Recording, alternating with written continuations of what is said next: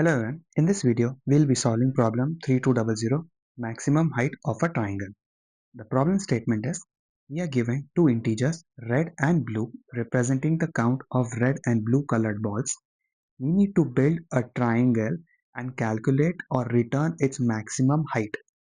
The constraints that are given to us are for each row, depending on what level that row is, we need that many number of balls in that row. For example, if it is the first row, we need one ball. If it is second, then we need two, and so on and so forth. And we cannot have the same color balls at adjacent rows. So we need to alternate different colors of ball for each row. Looking at example number 1, the total number of red balls given to us are 2, while blue are 4, and the best possible triangle we can make is of height 3, where we'll use the blue ball for level 1 or row 1, red ball for row 2, and blue ball again for row 3. Hence, the output is 3. I hope you were able to understand the problem statement. Let's switch to whiteboard and discuss how we can solve this problem efficiently. The simplest and the best possible way to solve this problem is using recursion but greedy approach, where we'll try to build the combination for both the cases, starting with blue as well as with red, and check which combination gets us the maximum height. What I mean is, we'll start building two triangles, one starting with the red ball at the first level, the other one starting with the blue ball, and we'll continue building the triangle for both the combinations, and this recursion will continue until we hit the dead end. That is, we don't have enough balls remaining to build that row. And once we have calculated the maximum height for both of the combinations, we'll compare it with each other, and whichever is higher will be our output. Let's do a couple of runs to understand how will this work with these two inputs given to us. We'll start with the red ball on the left hand side and the blue ball on the right hand side. At level 1, we need one ball. As we have enough red balls, we can build that row with red balls, and also on the right hand side we have enough blue balls to build that row. So we can build that row for the triangle and continue forward. The remaining balls on the left hand side are red is 1 and blue are 4, while on the right hand side blue is 3 and red is 2. On the left hand side, because we used the red one earlier, this time it's supposed to be blue, and on the right hand side it's supposed to be red. And because it is level 2, we need 2 balls.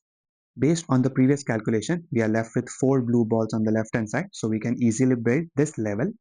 So after building this level, we are left with 2 blue balls.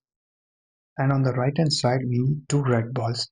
As we have that available, we can build that level, and we are left with 3 blues and 2 reds. For the next level, that is level 3, for the left hand side, we need 3 red balls. As we don't have enough balls, we can't build that level. So we'll stop the iteration and return 2 as the maximum height. While on the right hand side, we need 3 blue balls.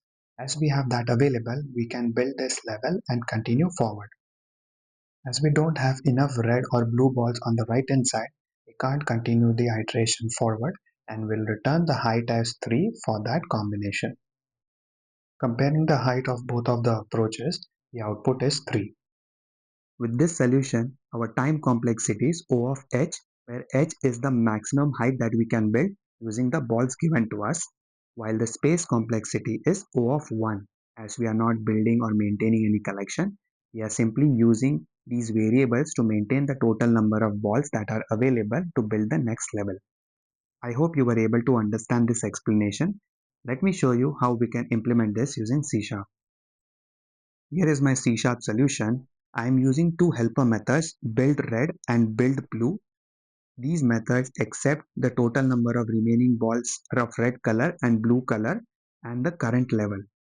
We check if the number of remaining red balls is it greater than or equal to the level. If yes, then we continue building the triangle by calling the build blue method and passing the remaining red and blue balls and increment the level by 1. We do similar check in build blue method, but this time we compare the remaining number of blue balls, and if the condition is not met, we return 0. In the main method, I am calling these methods individually to start two combinations using the greedy approach. The first one is to start the triangle with the red start or the red color, while the second one starts the triangle with the blue color balls. And once both of these recursion calls are complete, I'm comparing the values and returning the maximum one. This code, when submitted on LeetCode, beats nearly 84% of the submissions in terms of runtime and 95% in terms of memory. Thank you for watching this video. I hope you were able to understand the explanation. The link to the code is available in the description below. Feel free to check that out, and I will see you in the next one. Thank you.